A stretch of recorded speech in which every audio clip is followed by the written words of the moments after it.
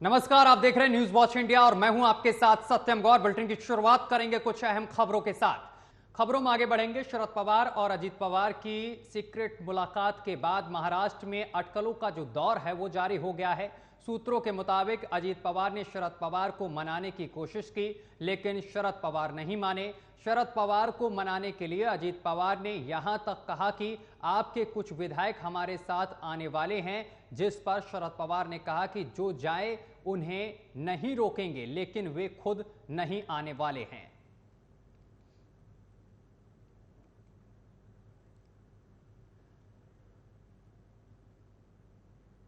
खबरों में आगे बढ़ेंगे, बात करेंगे पश्चिम बंगाल की। बंगाल दौरे पर गए जेपी नड्डा ने राज्य की सीएम ममता बनर्जी पर जमकर निशाना साधते हुए कहा है कि बंगाल जो आज सोचता है, भारत कल सोचता है। यह कहना दुर्भाग्यपूर्ण है कि पिछले 30 से 40 वर्षों में कांग्रेस या पश्चिम बंगाल की सीएम ममता बनर्जी के शासन में बंगाल को पिछड़ा बनाने में कोई कसर नहीं छोड़ी है।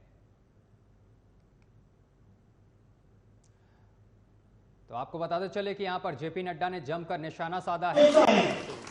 वो भारत कल सोचता है, लेकिन दुर्भाग्य के साथ मुझे कहना पड़ता है कि पिछले 30, 40, 50 सालों में फिर चाहे वो कांग्रेस का शासन रहा, कम्युनिस्टों का शासन रहा और ममता जी का शासन रहा, बंगाल को नीचे और पीछे लाने में किसी ने भी कोई कसर नहीं छोड़ी। ये हमारा दुर्भाग्य है,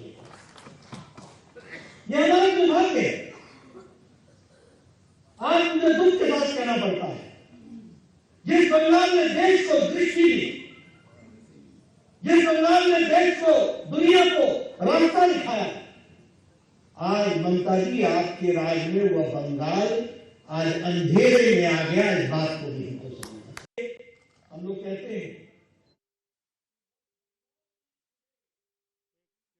छत्तीसगढ़ के सीएम भूपेश बघेल ने प्रियंका गांधी वाड्रा पर दर्ज एफआईआर पर बोलते हुए कहा है कि जब ठेकेदार खुद लिख रहे हैं कि 50% कमीशन लिया जाता है, तो इससे ज्यादा क्या सबूत चाहिए। एफआईआर दर्ज करने से सच नहीं छुपेगा।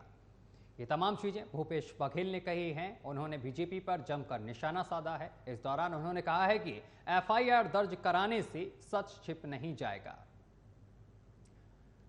बताते चले कि बीजेपी ने प्रियंका गांधी वाड्रा सहित पूर्व मुख्यमंत्री कमलनाथ पर एफआईआर दर्ज कराई है।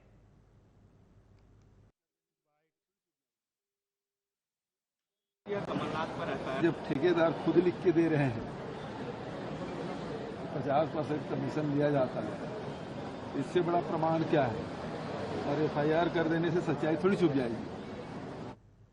चलिए अब हरियाणा की बात करेंगे। हरियाणा के नूह में फिर से ब्रजमंडल यात्रा निकालने की तैयारी की जा रही है। फैसला पलवल में हुई हिंदू महापंचायत में लिया गया है। महापंचायत में कहा गया है कि इसी महीने 28 अगस्त को दोबारा से ब्रजमंडल यात्रा निकाली जाएगी। हालांकि यात्रा की तारीख आगे पीछे भी हो सकती है। नूह में पिछले महीने की आखिरी तारीख यानी कि 31 जुलाई को ब्रजमंडल यात्रा के दौरान भारी हिंसा हुई थी। इसमें 6 लोगों की जान चली गई थी। हिंदू महापंचायत में सरकार से मांग की गई है कि नूह हिंसा की जांच एनआईए से कराई जाए। जो हिंसा में मारे गए हैं उनको 1 करोड़ रुपए और सरकारी नौकरी उनके परिजनों को दी जाए। जो घायल हुए हैं उनके परिवार को 50 लाख रुपए दिए जाएं। दंगे में जिसका नुकसान हुआ है उसका सर्वे कराकर उसे मुआवजा मिले। अवैध घुसपैठियों को प्रदेश से बाहर निकाला जाए। बांग्लादेशी और रोहिंग्याओं को बाहर भेजा जाए। नूह जिले या आसपास के गांव के लोगों को आर्म्स लाइसेंस दिए जाएं। और इसके अलावा उन्होंने कहा है कि इलाके में अर्धसैनिक बलों की तैनाती की जाए। मेवात में हेड क्वार्टर बनाया जाए। उन्होंने दंगा किया है उनकी पहचान हो और साथ ही उन्हें कड़ी से कड़ी सजा दी जाए। उनके घर की कुर्की भी की जाए। और इस खबर पर अधिक जानकारी के साथ हमारे संवाददाता राजकुमार सीधा जुड़ गए हैं। राजकुमार, आज हिंदू महापंचायत हुई है, इसमें तमाम निर्णय लिए गए हैं और इसके साथ ही एक बार फिर से ब्रजमंडल यात्रा निकालने का ऐलान भी किया गया है। क्या कुछ जानकारी है और आपके पास? राजकुमार, इस तरीके से हिंदू संगठन जो है आज महापंचायत करने के लिए ऐलान किया है। हालांकि सबसे बड़ी बात ये बताना चाहूंगा मैं संजय कि अभी 31 जुलाई को जो जिस तरीके से हिंसा बढ़ी थी नूह के अंदर में, जिस तरीके से हिंदू मुस्लिम जो शोभा यात्रा निकाली गई थी उसके अंदर एक विवाद खड़ा हो गया, जिसको लेकर काफी हिंदू लोग और मुस्लिम लोगों में जिस तरीके से काफी नुकसान हुआ, गाड़ियां जलाई गई, ट्रक गाड़ियां, काफी मकान तोड़े गए। जिस तरीके से ये हिंसा बढ़ी उसको देखते हुए कहीं ना कहीं देखा जाए तो ये शोभा यात्रा को लेकर जिस तरह से हिंदू मुस्लिम जो विवाद कर रहे थे उसको लेकर ये शोभा यात्रा में अड़चने पाने के लिए जिस तरीके से जिस तरह से हिंसा बढ़ी उसको देखते हुए वहां के जो नूह के जो एसपी हैं उन्होंने भी तुरंत इस पर एक्शन लिया और वहां पर बिल्कुल शांतिपूर्वक भी कराया गया। और एक बात और बताना चाहूंगा, जिस तरीके से वहां के जो प्रशासन अधिकारी है उन्होंने हालांकि धारा 144 लगा दी गई, जिसको लेके संगठन, हिंदू संगठन जो है और जो मुस्लिम है, जिस तरीके से वहां पर किसी भी प्रकार का विवाद ना हो उसको लेकर 100 धारा लगाई गई। और सबसे बड़ी बात ये भी बताना चाहूंगा कि हिंदू संगठन जो है अभी महापंचायत कर रहा है, महापंचायत को लेकर दोबारा से शोभा यात्रा निकालने की पूर्ण रूप से तैयारी भी कर रही है। लेकिन ये शोभा यात्रा कब निकाली जाएगी अभी कुछ कहा नहीं जा सकता, लेकिन उससे पहले जो हमें सूत्रों के हवाले से जो सूचना मिली थी, जल्द से जल्द ये शोभा यात्रा दोबारा से निकालने के लिए महापंचायत का गठन हो रहा है। हालांकि सोनीपत और नूह में और पुंडरी जो जिला है वहां पर भी, पुंडरी में भी जिस तरीके से वहां हिंदू संगठन की जो पंचायत हो रही है उसको लेकर लगातार शोभा यात्रा निकालने की पूर्ण रूप से तैयारी भी चल रही है। जी चलिए, बहुत बहुत शुक्रिया आपका तमाम जानकारी साझा करने के लिए। खबरों में आगे बढ़ेंगे। केरल में एक बार फिर से स्कूली बच्चों को महात्मा गांधी की हत्या, गुजरात दंगा, मुगल इतिहास समेत उन चीजों को पढ़ाया जाएगा जिन्हें एनसीईआरटी की किताबों से हटा दिया गया था। केरल सरकार फिर से किताबों में उन चैप्टर्स को जोड़ेगी और स्कूलों में ये किताबें बांटी जाएंगी। आपको बताते चले कि ओणम की छुट्टी के बाद जब स्कूल खुलेंगे तो छात्रों को ये सप्लीमेंट्री किताबें दी जाएंगी। केरल सरकार का कहना है कि हमारे छात्रों को इतिहास, अर्थशास्त्र, विज्ञान की सही जानकारी हो और इसके साथ ही पिनाराई विजयन सरकार ने पहले ही साफ कर दिया था कि केरल के स्कूल हटाए गए सभी हिस्सों को पढ़ाएंगे। पाठ्यक्रम संचालन समिति ने कुछ महीने पहले एक बैठक की थी जिसमें राज्य सरकार को एनसीईआरटी द्वारा हटाए गए भागों को शामिल करने के तरीके का सुझाव दिया गया था।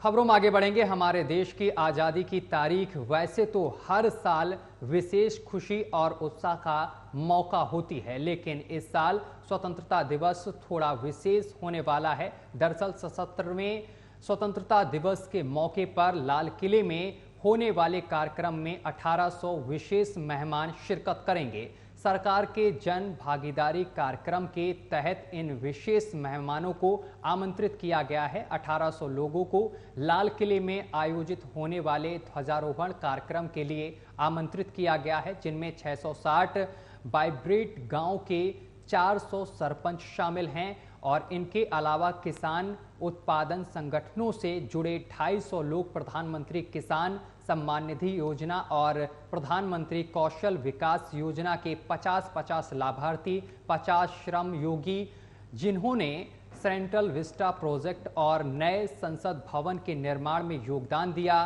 सीमा पर सड़कों का निर्माण करने वाले कर्मी, 50 खादी कर्मचारी, अमृत सरोवर का निर्माण करने वाले 50 कर्मी और हर घर जल योजना में काम करने वाले 50 कर्मी, 50 प्राइमरी स्कूल के अध्यापक, नर्सें और मछुआरे इन 1800 विशेष मेहमानों में शामिल हैं। रक्षा मंत्रालय ने बताया है कि प्रधानमंत्री को सलामी देने वाली सेना, वायुसेना और दिल्ली पुलिस की टुकड़ी में एक अधिकारी और 25 जवान शामिल होंगे। वहीं भारतीय नौसेना के एक अधिकारी और 24 जवान प्रधानमंत्री को गार्ड ऑफ ऑनर देंगे। गार्ड ऑफ ऑनर की कमांड मेजर विकास करेंगे।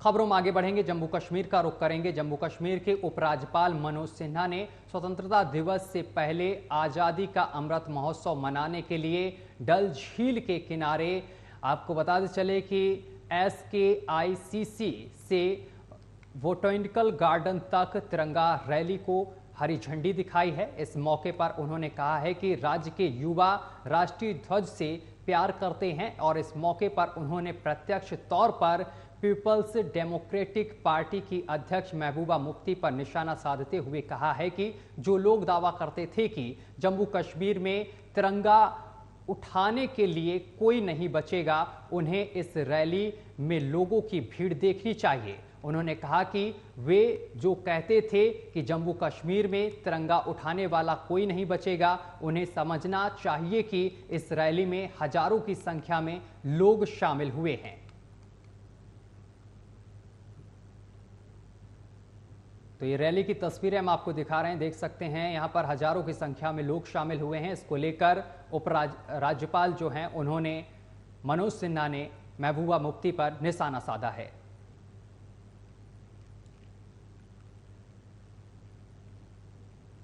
जो संकल्प प्रधानमंत्री जी का है कि 2047 तक विकसित भारत बनाना है, मुझे लगता है कि हमारा जम्मू कश्मीर का नौजवान भी उस सपने के साथ अपने को जोड़ करके पूरे संकल्प के साथ आगे बढ़ रहा है। और जब भारत विकसित भारत बनेगा तो जम्मू कश्मीर का योगदान भी किसी राज्य से कम नहीं होगा। ये सपना यहाँ के नौजवानों का साफ दिखाई पड़ रहा है। कश्मीर घाटी में स्वतंत्रता दिवस से पूर्व सुरक्षा एजेंसियों को अलर्ट पर रख दिया गया है। घाटी के अन्य इलाकों समेत श्रीनगर में बड़े स्तर पर तलाशी अभियान चलाए जा रहे हैं। कई मोबाइल चेक पॉइंट भी बनाए गए हैं। श्रीनगर जम्मू कश्मीर राष्ट्रीय राजमार्ग पर सुरक्षा एजेंसियों को सतर्क रखा गया है। श्रीनगर के बख्शी स्टेडियम में स्वतंत्रता दिवस समारोह होगा। श्रीनगर शहर में दाखिल होने वाले सभी रास्तों पर कड़े सुरक्षा प्रबंध किए गए हैं। हर व्यक्ति व गाड़ी की तलाशी ली जा रही है। संवेदनशील इलाके में सीसीटीवी कैमरे और ड्रोन कैमरे से निगरानी रखी जा रही है।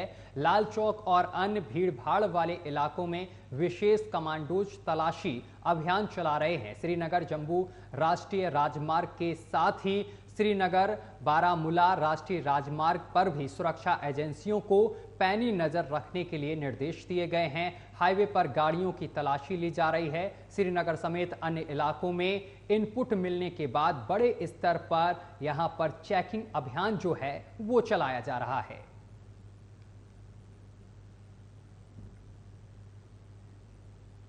खबरों में आगे बढ़ेंगे। प्रधानमंत्री नरेंद्र मोदी ने सभी नागरिकों से हर घर तिरंगा अभियान के तहत घरों के छत पर तिरंगा फहराने की अपील की है। शहर की सरकार की अपील की असर समाज से सभी वर्गों पर हुआ है। मुरादाबाद में मुस्लिम महिलाएं तिरंगा बनाकर इस काम में अपना योगदान दे रही हैं। मुरादाबाद मुस्लिम बहुल आबादी वाला शहर है। यहाँ की ज्यादातर मुस्लिम महिलाएं देश का तिरंगा झंडा बना रही हैं। महिलाएं अपने घरों में तिरंगा बनाती हैं। इन महिलाओं का एक ही लक्ष्य है, देश के हर घर की छत पर तिरंगा लहराए। तो वहीं इन स्वयं सहायता समूह से जुड़ी इन महिलाओं को रोजगार भी मिल रहा है, जिससे वो काफी खुश भी हैं। तो ये तमाम तस्वीरें हम आपको दिखा रहे हैं, देख सकते हैं। इसमें मुस्लिम महिलाएं तिरंगा बनाती तिरंगे बनाए जा रहे हैं और इससे हम लोगों को रोजगार मिल रहा है। घर घर तिरंगा लगाने की ये योजना है, किस तरह आप देखती हैं इस योजना को? इससे हम लोगों को रोजगार मिल रहा है और घर घर जागरूकता फैल रही है और इससे कुछ फायदा ही हो रहा है घर लोगों को। अच्छा, सरकार ये योजना लेके आई है, ये अच्छी योजना है? ये अच्छी योजना है, ये बहुत अच्छी योजना है। इससे आत्मनिर्भर हो रही हैं औरतें, कुछ सीखने को मिल रहा है उनको। और मोदी जी का और योगी जी का बहुत बहुत धन्यवाद है जी। और क्या नाम, मोदी जी का बहुत बहुत धन्यवाद है कि उन्होंने हमें रोजगार दिया और कारोबार दिया, क्योंकि जो पहले काम नहीं कर रही थी महिलाएं, आज 15 अगस्त के उससे के मतलब लगी पड़ी हैं घर में। तो बच्चे भी लगे हुए हैं इस टाइम, बस 15 अगस्त का इंतजार है। तो क्या तैयार कर रहे थे तिरंगा? हमें 5000 झंडा का ऑर्डर मिला था। अच्छा। और हमने कुछ तैयार कर दिया, कुछ तैयार। चलिए खबरों में आगे बढ़ेंगे। राम जन्मभूमि के पुजारियों के अच्छे दिन आने वाले हैं। अब पुजारियों व कर्मचारियों को सरकारी स्तर की सुविधाएं मुहैया कराने की तैयारी है। श्री राम जन्मभूमि के मुख्य अर्क आचार्य सत्येंद्र दास ने बताया है कि रामलला की सेवा में नियुक्त पुजारियों और कर्मचारियों को अब सरकारी स्तर की सुविधा श्री राम मंदिर ट्रस्ट देगा। ट्रस्ट के महासचिव चंपत राय ने बताया है कि जल्द ही पुजारियों और कर्मचारियों को विशेष सुविधाएं दी जाएंगी। इन पर मंथन चल रहा है। सत्येंद्र दास का दावा है कि अब पुजारी के रहने खाने और चिकित्सा सुविधाओं के साथ साथ आवासीय भत्ता भी दिया जाएगा। सरकारी आपको बताते चले कि इसके साथ ही सरकारी अवकाश होने पर पुजारियों को भी अवकाश दिया जाएगा। रामलला की सेवा में सभी 4 पुजारी सहित कुल 8 कर्मचारी तैनात हैं। जल्द ही पुजारियों का वेतन भी बढ़ाया जा सकता है। खबरों में आगे बढ़ेंगे। कुशीनगर से एक बड़ी जानकारी सामने निकल कर आ रही है, जहां पर जल शक्ति मंत्री स्वतंत्र देव सिंह ने आपको बताते चले कि निरीक्षण किया है। बड़ी जानकारी इस वक्त की आप तक पहुंचा रहे हैं कुशीनगर से, जहां आपको बताते चले कि जल शक्ति मंत्री स्वतंत्र देव सिंह ने छितौनी तटबंध का निरीक्षण किया है। तटबंध के रखरखाव कार्यों की जल शक्ति मंत्री ने समीक्षा की है। बंद के टूटे हुए हिस्से का मंत्री ने निरीक्षण किया है। लापरवाही करने वालों पर होगी बड़ी कार्रवाई। बीते 9 अगस्त को टूट गया था छितौनी बांध। तमाम तस्वीरें हम आपको दिखा रहे हैं, जहां पर मंत्री स्वतंत्र देव सिंह पहुंचे हैं।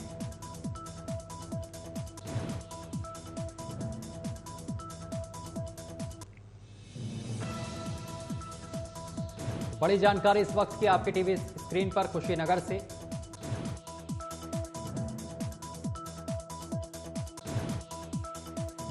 अब थोड़ा शाम को हम रात में बैठेंगे। अभी मैं आया हूँ साइट देखने, और रात में दोनों जिलों के अधिकारियों के साथ बैठेंगे, और फिर उसके बाद मैं निर्णय लूंगा कि ऐसी स्थिति क्यों उत्पन्न हुई। देखिए, जो दोषी होते हैं उसके ऊपर तो कार्रवाई होती है, लेकिन एक बार थोड़ा सा मैं जिला अधिकारी, बाकी लोगों का रिपोर्ट, अपने वरिष्ठ अधिकारियों का रिपोर्ट लेने के बाद ही हम निर्णय करते हैं। यदि किसानों को जनहानि, सरकारी धन का जनहानि यदि है। गाजियाबाद के ग्राम कनावनी डूब क्षेत्र में हो रहे धरना प्रदर्शन को लेकर पुलिस अलर्ट हो गई है। दरअसल गाजियाबाद के गांव कनावनी के लोग बिजली की समस्या को लेकर काफी दिनों से परेशान हैं, जिसको लेकर उन्होंने विधायक के घर के सामने आमरण अनशन का ऐलान किया था, जिसमें करीब 1000 से अधिक लोग इसमें शामिल होने वाले थे। जिसके बाद पुलिस ने धरना देने वाले 4 लोगों को थाना इंदिरापुरम कनावनी चौकी बुलाया है, जिसमें गाजियाबाद एसीपी इंदिरापुरम स्वतंत्र कुमार सिंह ने धरना दे रहे 5 लोगों को विधायक पंकज सिंह के कार्यालय पर पहुंचकर अपनी बात रखने को कहा है। दरअसल 15 अगस्त को सुरक्षा व्यवस्था ना बिगड़े, इसको लेकर ये फैसला लिया गया है। बुलाया था स्वतंत्र कुमार सिंह, और जी के अनुसार उन्होंने विधायक जी से बात करी है और एक प्रतिनिधिमंडल अपना भेजने के लिए बोला है। विधायक जी के हैं, तो हम लोग 5-6 लोग जा रहे हैं अभी विधायक जी से मुलाकात करने के लिए। नोएडा पुलिस आ रही है, हमें साथ में लेके जाएंगे और विधायक जी से मुलाकात कर लाएंगे। अगर समस्या का समाधान निकलता है तो हम कनावनी डूब क्षेत्र में बिजली की समस्या को लेकर के लोग यहाँ पीछे एकत्रित हुए थे। आज इनका धरना प्रदर्शन था। आज आजीवन जो है वो अनशन करने वाले थे, जिसको लेकर के गाजियाबाद पुलिस प्रशासन काफी अलग मोड पर दिखी। और इसके साथ साथ आपको बता दें कि इनकी सहमति बनी हुई है कि 5 जिले के प्रतिनिधिमंडल जो है वो यहाँ के जो निवासी हैं उनका 5 जिले का एक टीम बना हुआ है, जो वो विधायक जी के कमरे में जाकर के उनकी बातों पर अपनी मांगे रखेंगे। उनकी बात पर अगर सहमति होती है तो उस धरने को यही समाप्त कर दिया जाएगा। गाजियाबाद से अजीत रावत की रिपोर्ट, न्यूज़ वॉच इंडिया। और चलिए इसी के साथ बुलेटिन में अभी के लिए बस इतना ही। देश दुनिया की तमाम खबरें देखने के लिए देखते रहिए न्यूज़ वॉच इंडिया।